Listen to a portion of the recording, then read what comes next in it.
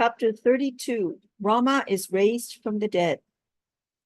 Now a certain man was sick, named Lazarus. When Jesus heard that, he said, "This sickness is not unto death, but for the glory of God, that the Son of Man might be glorified thereby." This was from John, chapter 11, verses 1 to 4. Sri Yukteswar was expounding the Christian scriptures one sunny morning on a balcony of his Serampore hermitage. Besides a few of Master's other disciples, I was present with a small group of my Ranchi students. In this passage, Jesus calls himself the Son of God. Though he was truly united with God, his reference here has a deep impersonal significance, my guru explained. The Son of God is the Christ or divine consciousness in man. No mortal can glorify God. The only honor that man can pay his creator is to seek him. Man cannot glorify an abstraction that he does not know. The glory or nimbus around the head of the saints is a symbolic witness of their capacity to render divine homage. Sri Yukteswar went on to read the marvelous story of Lazarus' resurrection. At its conclusion, Master fell into a long silence, the sacred book open on his knee. I too was privileged to behold a similar miracle. My guru finally spoke with solemn unction. Lahiri Mahasaya resurrected one of my friends from the dead. The young lads at my side smiled with keen interest. There was enough of the boy in me too to enjoy not only the philosophy, but in particular any story I could get Sri Yukteswar to relate about his wondrous experiences with his guru. My friend Rama and I were inseparable, Master began. Because he was shy and reclusive, he chose to visit our guru, Lahiri Mahasaya, only during the hours between midnight and dawn, when the crowd of daytime disciples was absent. As I was Rama's closest friend, he confided to me many of his deep spiritual experiences. I found inspiration in his ideal relationship. My guru's face softened with memories. Rama was suddenly put to a severe test, Sri Yukteswar continued. He contracted the disease of Asiatic cholera. As our master never objected to the services of physicians at times of serious illness, 2 specialists were summoned. Amidst the frantic rush of ministering to the stricken man, I was deeply praying to Lahiri Mahasaya for help. I hurried to his home and sobbed out the story. The doctors are seeing Rama. He will be well, my guru smiled jovially. I returned with a light heart to my friend's bedside, only to find him in a dying state. He cannot last more than 1 or 2 hours, one of the physicians told me with a gesture of despair. Once more, I hastened to Lahiri Mahasaya. The doctors are conscientious men. I'm sure Rama will be well, my master dismissed me blithely. At Rama's place, I found both doctors gone. One had left me a note. We have done our best, but his case is hopeless. My friend was indeed the picture of a dying man. I did not understand how Lahiri Mahasaya's words could fail to come true, but the sight of Rama's rapidly ebbing life kept suggesting to my mind, all is over now. Tossing thus on alternating waves of faith and doubt, I ministered to my friend as best I could. He roused himself to cry out, "Yukteswar, run to master and tell him I am gone. Ask him to bless my body before its last rites." With these words, Rama sighed heavily and gave up the ghost. Here's a footnote about that. A cholera victim is often rational and fully conscious right up to the moment of death. I wept for an hour by his bedside. Always a lover of quiet, now he had attained the utter stillness of death. Another disciple came in. I asked him to remain in the house until I returned. Half days I trudged back to my guru. "How is Rama now?" Lahiri Mahasaya's face was wreathed in smiles. "Sir, you will soon see how he is," I blurted out emotionally. "In a few hours, you will see his body." Before it is carried to the crematory grounds, I broke down and moaned openly. Yukteswar, control yourself. Sit calmly and meditate. My guru retired into Samahi. The afternoon and night passed in unbroken silence. I struggled unsuccessfully to regain an inner composure. At dawn, Lahiri Mahasaya glanced at me consolingly. I see you're still disturbed. Why didn't you explain yesterday that you expected me to give Rama tangible aid in the form of some medicine? The master pointed to a cup-shaped lamp containing crude castor oil. Fill a little bottle with oil from the lamp. Put 7 drops in Rama's mouth. Sir, I remonstrated. He has been dead since yesterday noon. Of what use is the oil now? Never mind, just do as I ask. My guru's cheerful mood was incomprehensible to me. I was still in an unassuaged agony of bereavement. Pouring out a small amount of oil, I departed for Rama's house. I found my friend's body rigid in the death clasp. Paying no attention to his ghastly condition, I opened his lips with my right index finger and managed with my left hand and the help of the cork to put the oil drop by drop over his clenched teeth. As the seventh drop touched his cold lips, Rama shivered violently. His muscles from head to foot vibrated as he sat up wonderingly. I saw Lahiri Mahasaya in a blaze of light, he cried. He shone like the sun. Arise, forsake your sleep, he commanded me. Come with Yukteswar to see me. I could scarcely believe my eyes when Rama dressed himself and was strong enough after that fatal sickness to walk to the home of our guru. There he prostrated himself before Lahiri Mahasaya with tears of gratitude. My master was beside himself with mirth. His eyes twinkled at me mischievously. Yukteswar, he said, surely henceforth you will not fail to carry with you a bottle of castor oil. Whenever you see a corpse, just administer the oil. Why, 7 drops of lamp oil must surely foil the power of Yama. And here's a footnote about that. Yama is the god of death. Guruji, you are ridiculing me. I don't understand. Please point out the nature of my error. I told you twice that Rama would be well, yet you could not fully believe me, Lahiri Mahasaya explained. I did not mean the doctors would be able to cure him. I remarked only that they were in attendance. I didn't want to interfere with the physicians. They have to live too. In a voice resounding with joy, my guru added, always know that the omnipotent Paramatma can heal anyone, doctor or no doctor. Here's a footnote about that. It literally means supreme soul.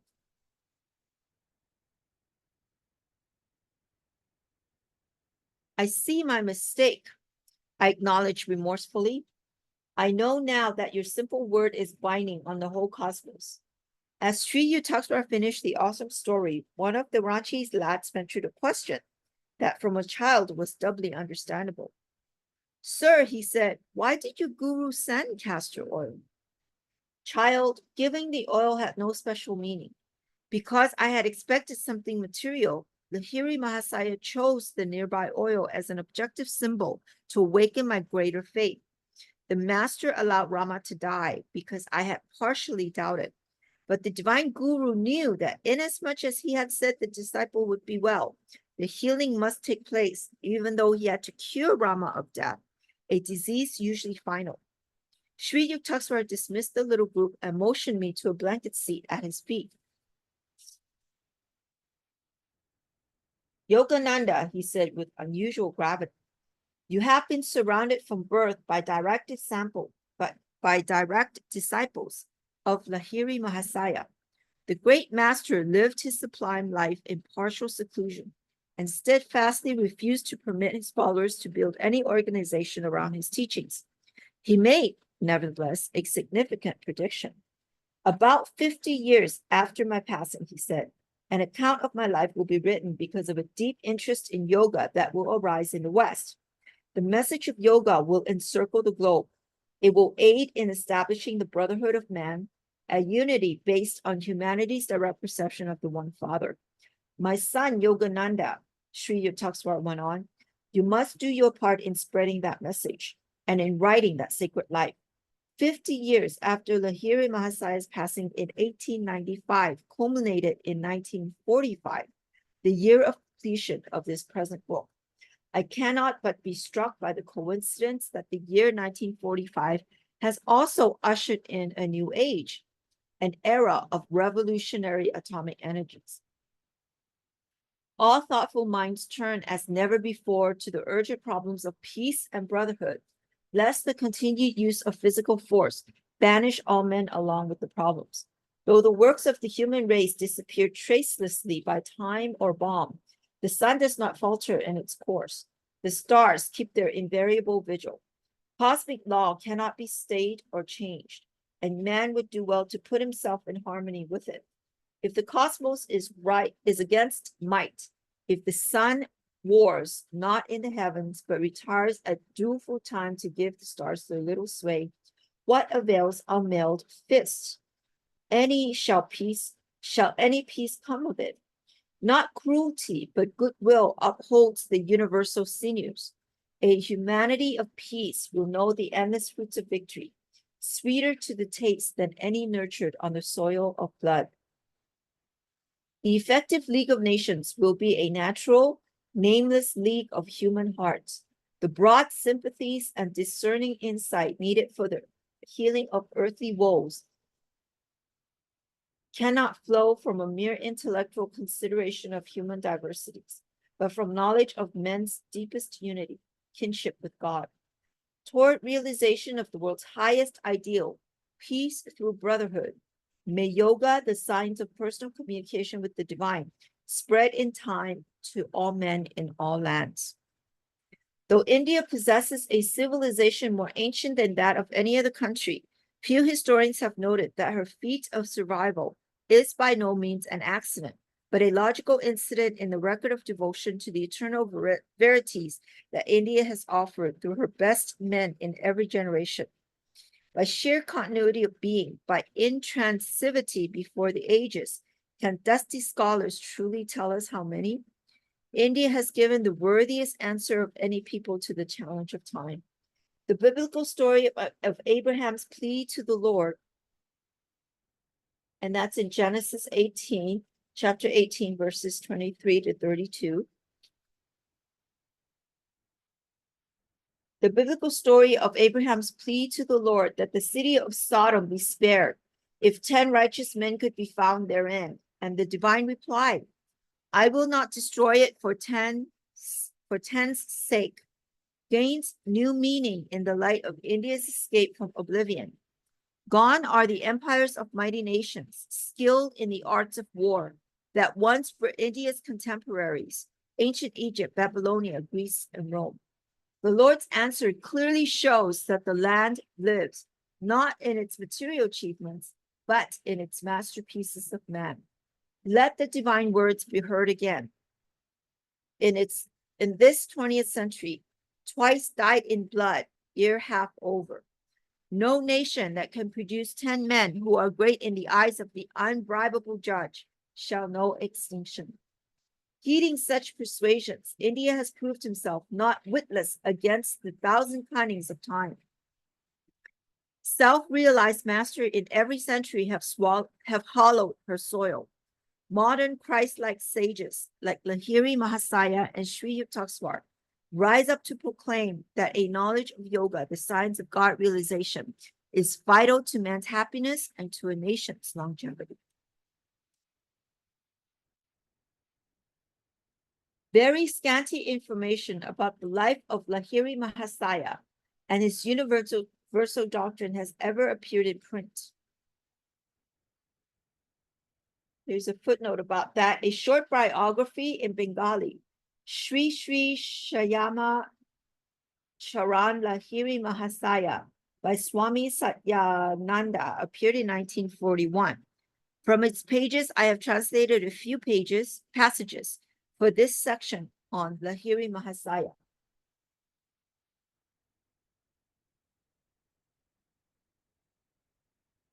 For 3 decades in India, America, and Europe, I have found a deep and sincere interest in his message of liberating yoga. A written account of the master's life, even as he foretold, is now needed in the West, where lives of the great modern yogis are little known. Lahiri Mahasaya was born on September 30th, 1828, into a pious Brahmin family of ancient lineage. His birthplace was the village of Gurney in the Nadia district near Krishnanagar, Bengal. He was the only son of Muktatashi, second wife of the esteemed Gwar Mohan Lahiri, whose first wife, after the birth of 3 sons, had died during a pilgrimage. The boy's mother passed away during his childhood. We have little information about her except a revealing fact. She was an ardent devotee of Lord Shiva, scripturally designated as the king of yogis.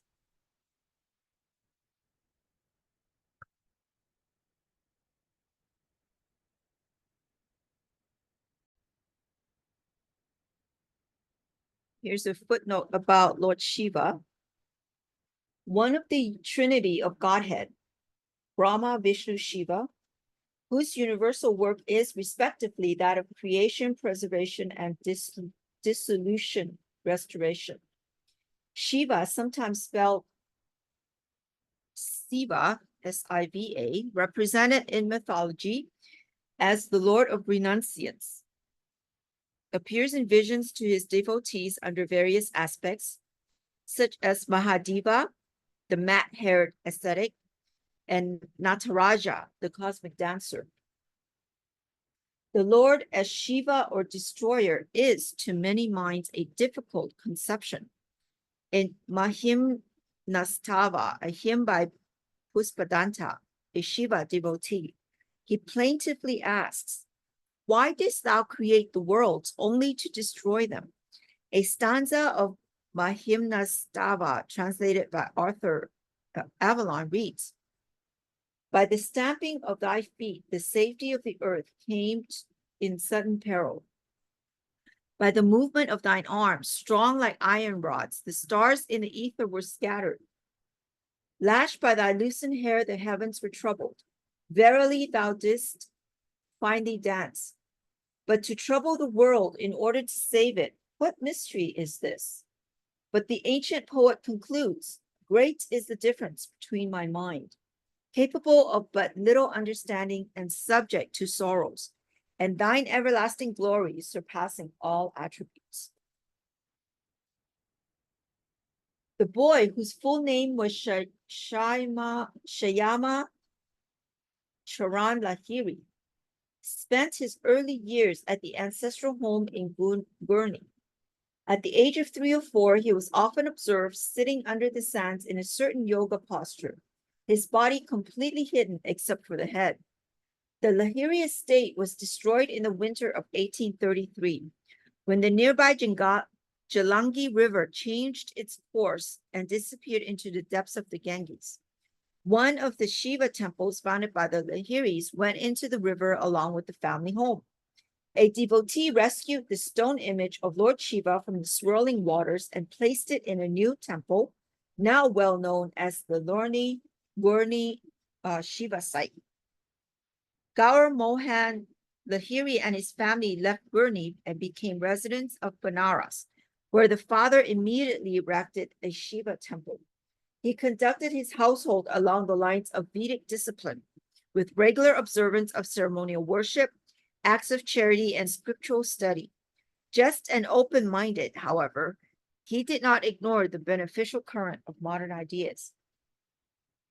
The boy Lahiri took lessons in Hindi and Urdu in Banaras study groups. He attended a school conducted by Joy Narayan Gosal, receiving instruction in Sanskrit, Bengali, French, and English. Applying himself to a close study of the Vedas, the young yogi listened eagerly to scriptural discussions by learned Brahmins, including a Maratha Pandit named Nagbhata.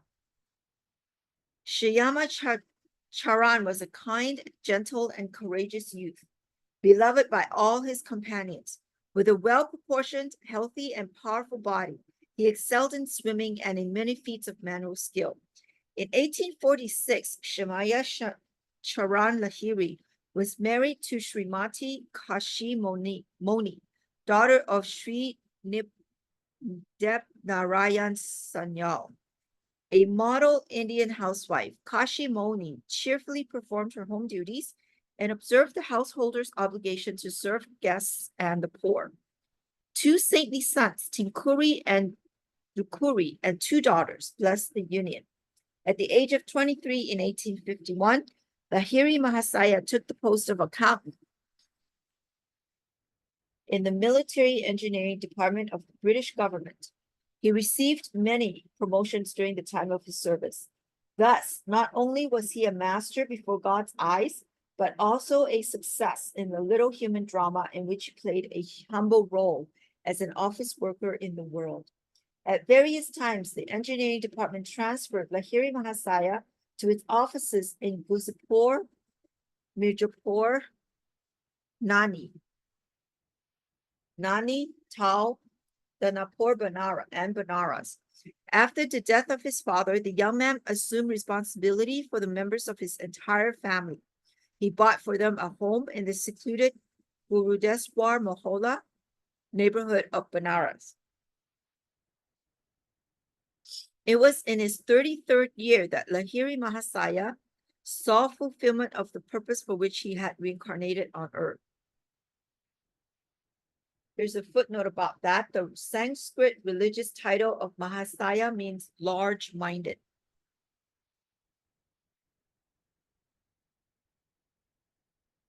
He met his great guru, Babaji, near Raniket in the Himalayas and was initiated by him into Kriya Yoga. This auspicious event did not happen in Lahiri Mahasaya alone. It was a fortunate moment for all the human race. The lost or long vanished highest art of yoga was again being brought to light. As the Ganges came from heaven to earth in the Puranic story, offering a divine drought to the parched devotee Bhagarith, so in 1861, the celestial river of Kriya Yoga began to flow from the secret fastnesses of the Himalayas into the dusty haunts of men. Here's a footnote about that. The waters of Mother Ganga, holy river of the Hindus, have their origin in an icy cave of the Himalayas amidst the eternal snows and silences. Down the centuries, thousands of saints have delighted in remaining near the Ganges. They have left along its banks an aura of blessing. See page 216, note. An extraordinary, perhaps unique feature of the Ganges River is its unpollutability. No bacteria live in its changeless sterility. Millions of Hindus, without harm, use its waters for bathing and drinking. This fact is baffling to modern scientists.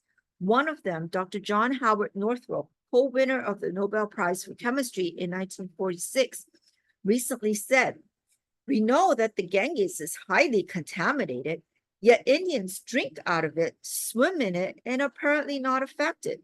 He added hopefully, "Perhaps bacteriophage, the virus that destroys bacteria, renders the river sterile." The Vedas inculcate reverence for all natural phenomena. The devout Hindu well understands the praise of St. Francis of Assisi. "Blessed be my Lord for our sister water, so useful, humble, chaste, and precious." Here is a picture of Lahiri Mahasaya. "I am spirit. Can your camera reflect the omnipresent invisible?" After several unsuccessful exposure of film on which no image of Lahiri Mahasaya could be captured, the Yoga Avatar finally permitted his bodily temple to be photographed.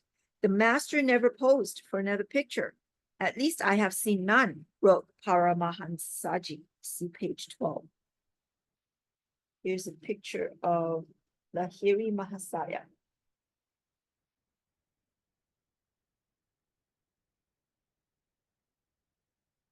And that's the end of chapter 30.